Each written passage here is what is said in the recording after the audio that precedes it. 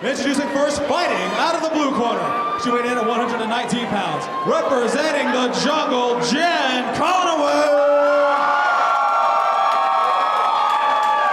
And her opponent fighting out of the red corner. She has a record of 1 win, 0 losses. She weighed in at 120 pounds. Representing Spartan approach, Hannah, Queen of Sparta, Goldy. Oh, I've been looking forward to this one. 115, the women. I've had the fortune of calling a couple of Hannah Goldschmidt's fights, the Queen of Sparta. She always stands in the pocket. She's not afraid to trade. She's a very exciting fighter. And the intel on Jennifer Conaway is she's not afraid to step into the pocket either, Lance. So we could have a great war here at 115. Really excited about this, Jay. Recently, we've had a women's fight on virtually every card, and they have not disappointed. It's been some of the most exciting fights on any of the cards, and you see here, Conaway wasting no time, and Goldy firing back. These two girls are game, and they brought it tonight, Jay. You know, the women listen to their corners, Lance, and that's why you always have these great fights, because the corners will give you great in-between round adjustments. They can see what's happening during the fight, and they can give you good, objective information, and the women listen to their corners much better than the guys, and that's why you always have exciting fights with the women, it seems. Yeah, you see here Goldy finding a home for that straight right hand over and over again. She really seems to be relying on it heavily, but it's finding its mark. She's thrown it down the pipe 6 or 7 times here and found a spot on Conaway's left side of her face here. She is so strong for 115. She's a bull. She charges in. She pins her opponents up against the cages. You see her doing that right now. And she has a nasty straight right and a nasty overhand right. Yeah, I just had to double check my notes and make sure. Goldy's got 1 fight coming in. Conaway's got none. Nothing. This is her debut, so a lot of pressure on her. You know, the intel on Goldy is she has a lot of experience, even though she's only 1-0 in this. She's got boxing experience, she has Muay Thai experience, and she's undefeated.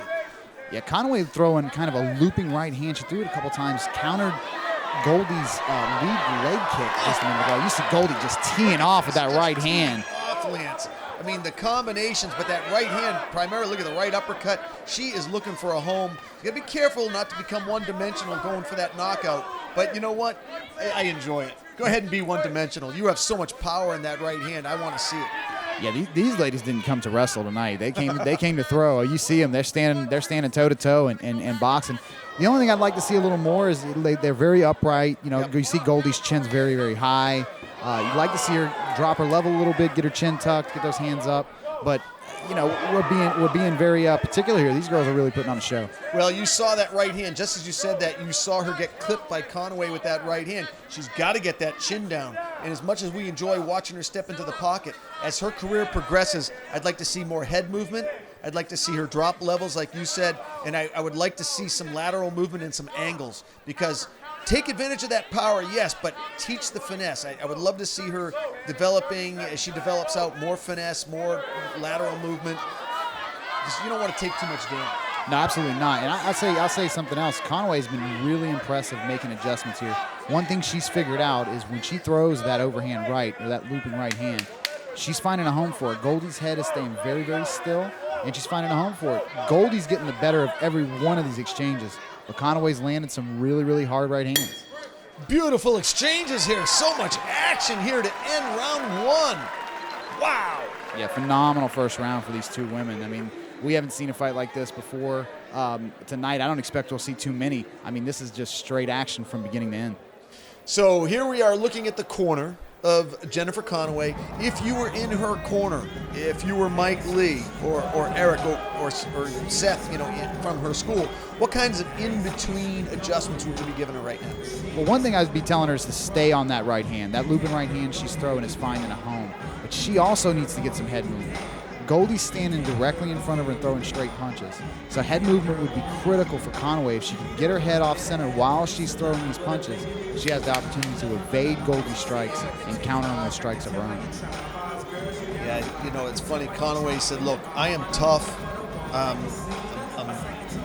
ready to step into the pocket, and I'm not going to back down. I can go forever, and I'll keep coming. So she's not going to fold under the pressure. This is one of the things that she loves about the sport of MMA, is that it puts a lot of pressure on her, and she said, I will not fold. Well, so far, it appears that she did not tell a lie. This girl is tough. Goldy is really, we can hear these shots from where we're sitting.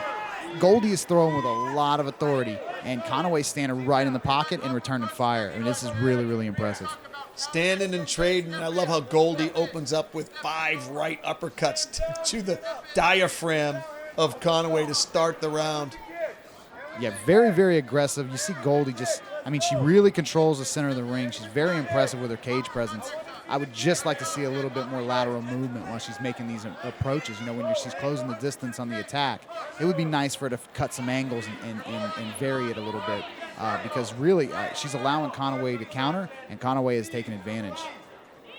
Yeah, Conaway is doing a good job with defense here. She's weathered the storm. You know you're going to get a 1-minute storm to open up the round with Goldy. That's just how she comes out. So you weather the storm. I like Conaway's stance too. She's got her chin tucked in better than Goldy. She's got her hands higher. She has her chin tucked in. She's rounded her shoulders. She's going to be harder to hit. Conaway's showing some head movement there. So you see she sort of seems to be settling in. And Goldy just, the aggressiveness just doesn't go anywhere. As these rounds progress, she's not any less aggressive. Yeah, this will play into Conaway's favor as the rounds progress. You see that Goldy is strong as an ox, but she is vulnerable right now to getting clipped with that chin up high. Now into the Muay Thai plum. Great knees there from Goldy. Yeah, those are damaging knees. Hard knees straight up the middle of the solar plexus and the stomach. That really takes its toll on a fighter. Yeah, Lance, these are the types of fights that, it's going to take you 2 months to recover from. This is just like getting hit by a car. Yeah, definitely. These girls are going to be paying for this later, but the other side of the coin is these are the types of fights that we don't forget, and these girls will never forget. Yeah, I've had the fortune of calling a couple of Goldy's fights already, and she just beats her opponent down. Just 22 years old, the Queen of Sparta. 1-0 in MMA, 3-0 in Muay Thai, 1-0 in boxing. Alex and Mark Nicholson, her principal trainers over there at Spartan. Yes, Alex Nicholson, former light heavyweight champion here in BMMA, the king of Sparta, as it were. The significant other, Hannah Goldy. Fun to watch those two progress into their pro careers. I expect we'll see Hannah Goldy on that scene before it's over. I asked Alex and I asked Hannah what their favorite way was to win a fight. When Alex is cornering Hannah and when Hannah's fighting, she said homicide. I said, okay. She's coming out. She's gonna be getting after it. Yeah, there's no question. She's got bad intentions. You see that big right hand there at the end of the round. Hannah Goldy does not throw to score points. She's throwing to end fights. And it's fun to listen to Alex's advice in between rounds because he's the guy who can get inside Hannah's head and get her to dig down if she's starting to get falter. Which in these types of fights. It is good to get a pump up in the corner. You need to have that corner getting inside your head and helping you out and supporting you, getting you pumped up. And no one does that better with Hannah than Alex. Yeah, absolutely. Keep getting them calm and breathing and then getting them ready for the next round when it's time to get off that stool. It's a critical part of the sport.